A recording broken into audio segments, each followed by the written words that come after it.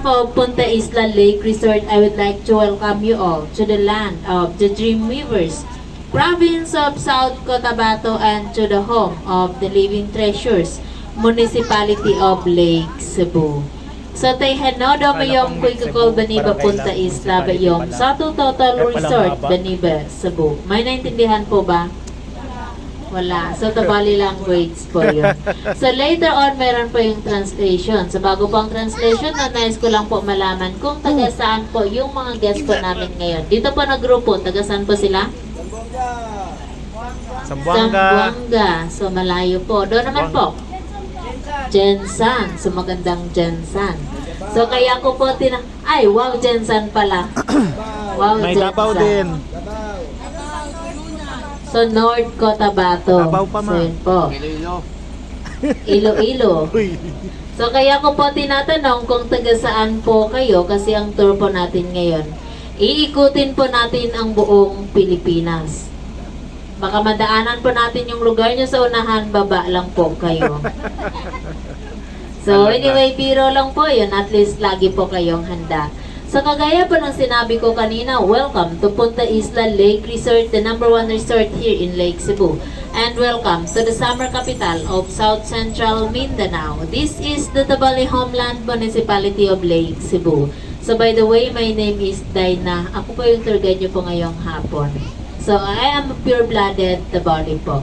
Then yung captain boat po natin sa likuran, si Sir Edison Espiritu po. So, this tour takes 45 minutes going to 1 hour. Sa pag-ikot po natin, madaanan po natin yung mga island and mga islets po. For our safety naman po, meron pong mga life jacket sa upper boat side po nitong cruise po. So, yung unang island na madaanan po natin, Mama Sir, dito po yun na island. Ito po yung pinakamalaking island po dito po sa lake. So, may lawak po yung island na yun na mahigit 9 hectares po. So, tinatawag po namin yung island na yan in Tabali word po na Tabowo. Tabowo. So, yun po. So, mostly mga Tabali tribe na po dyan sa island.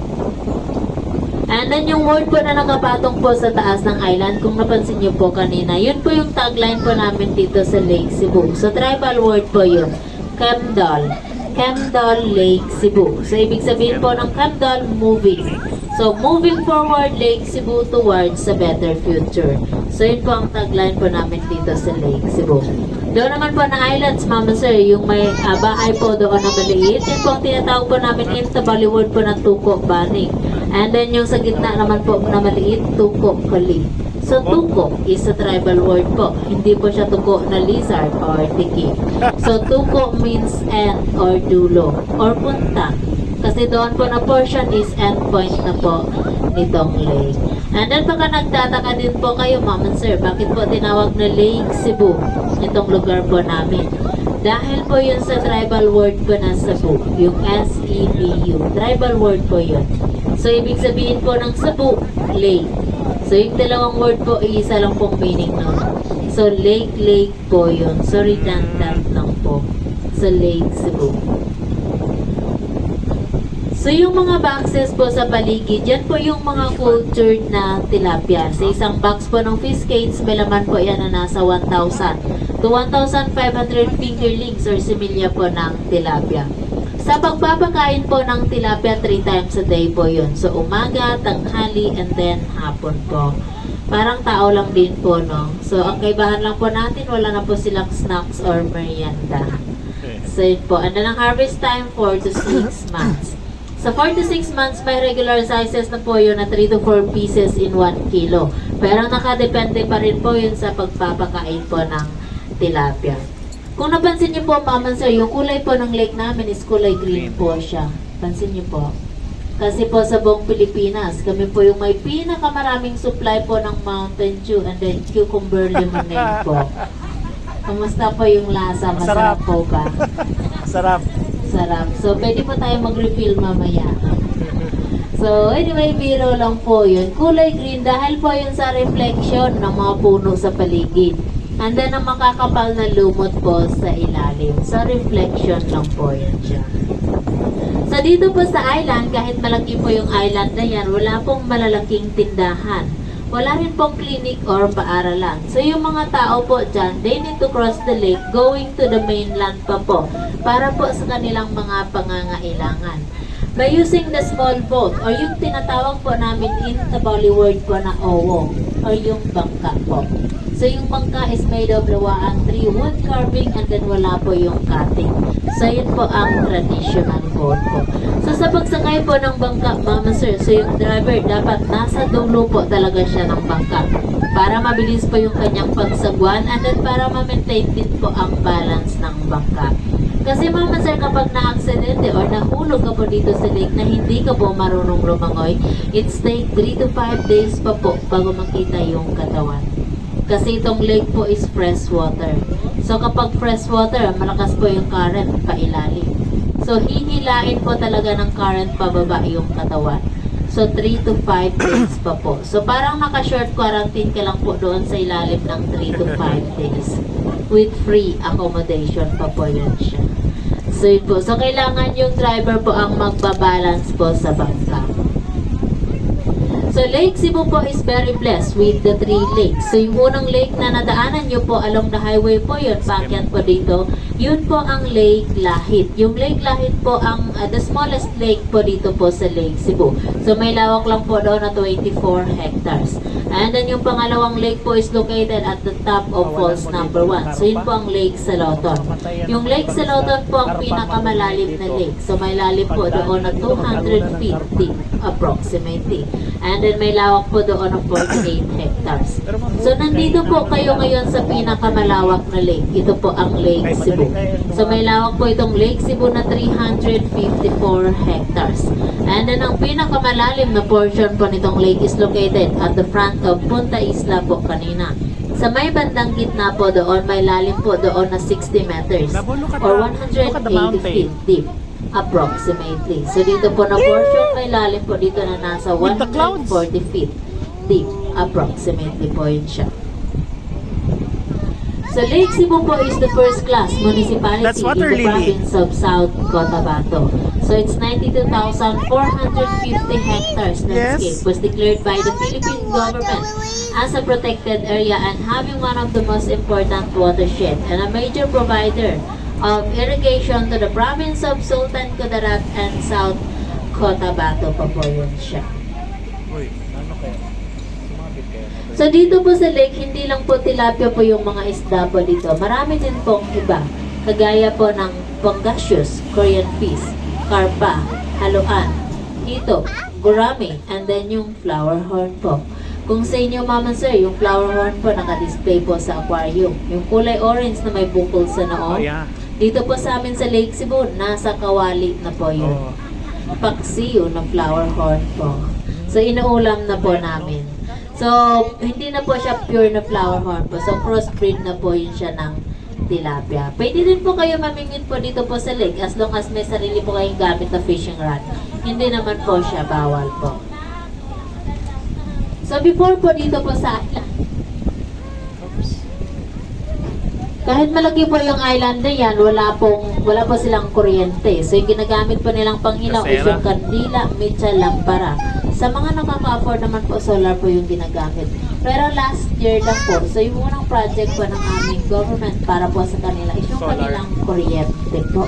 So, ngayon, nagkaroon na po sila ng kuryente. So, ma'am and sir, dito po sa cruise, not only the food you will enjoy, but mayroon din po kaming cultural presentation po. So, at this point of time po, ipapakita po namin sa inyo yung iba't ibang sayaw at instrumento po ng aming tribo.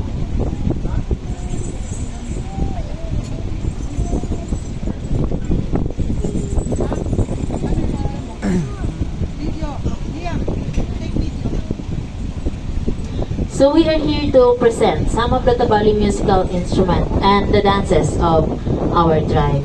So the first Tabali musical instrument, we called it kumbing or a bambujo harp. They usually played it during eclipse time to call the moonlight back. The spirit of kumbing is deep there under the earth and deep under the sky. So ladies and gentlemen, the sound of kumbing.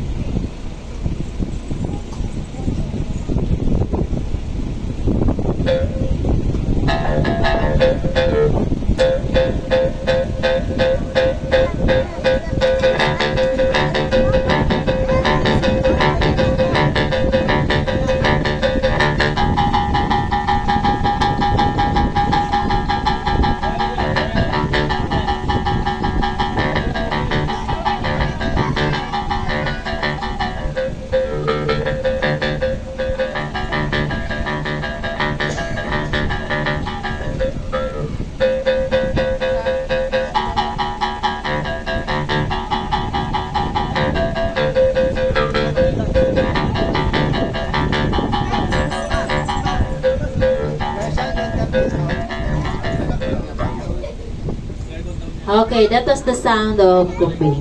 And the next Tabali musical instrument, we called it salali or a bamboo flute.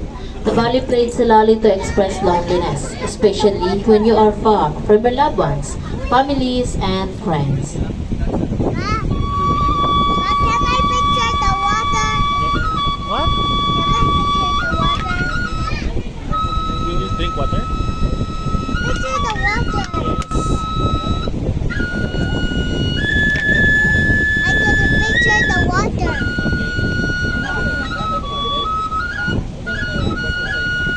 Pa, you said oppo. Up, up.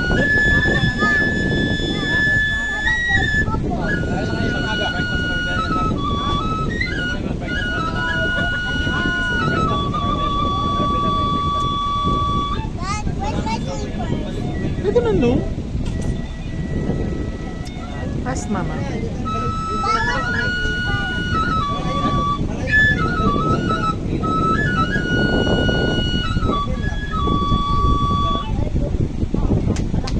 Okay, that was the sound of salali. And the last Tabali musical instrument, we called it a nanggam, or a sacred drum made from the skin of a deer, played to sacrifice during wedding ceremonies, festivals, and rituals.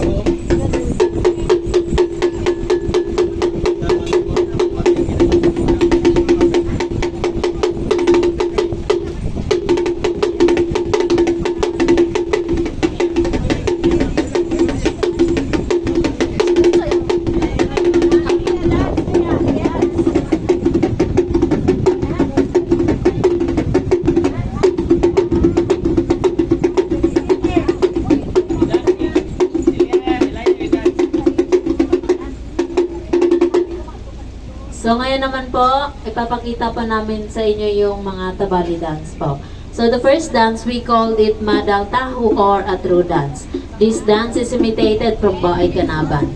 Si Baay Kanaban po is the sister of the Tabali legendary hero named Tudbulol.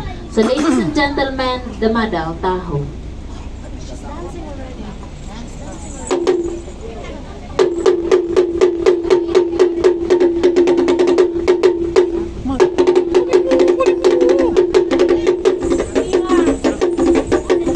Iya, get out!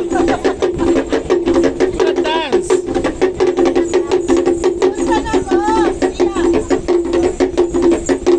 Dance in front!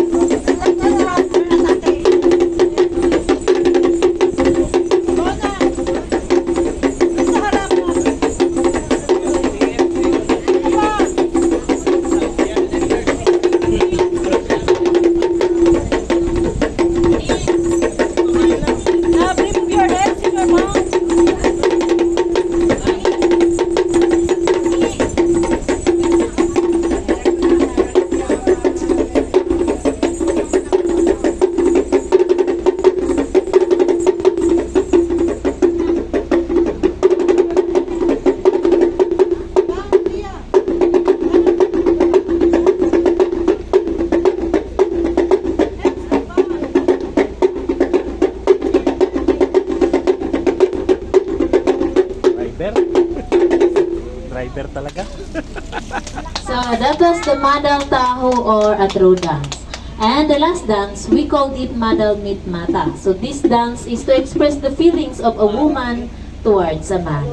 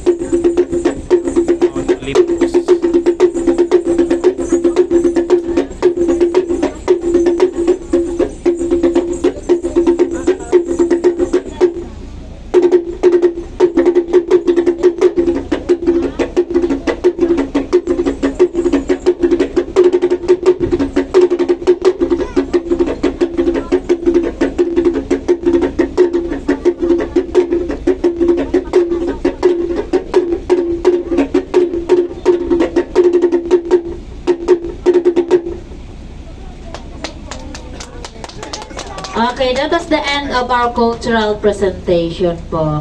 So, Ma'am and Sir, maybe you are wondering, bakit ko po hinahawakan yung drum before and after I perform po? Because we believe po as at the Bali that every of our musical instrument have their own spirit owner.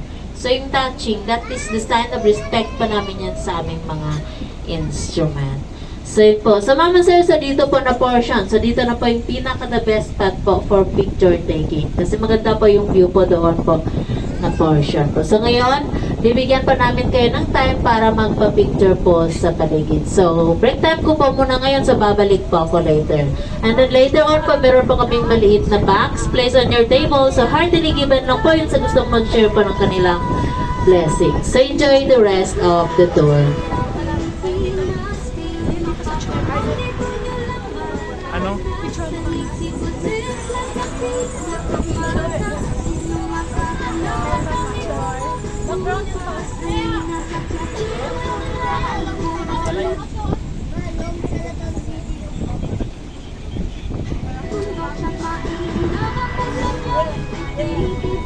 Labs!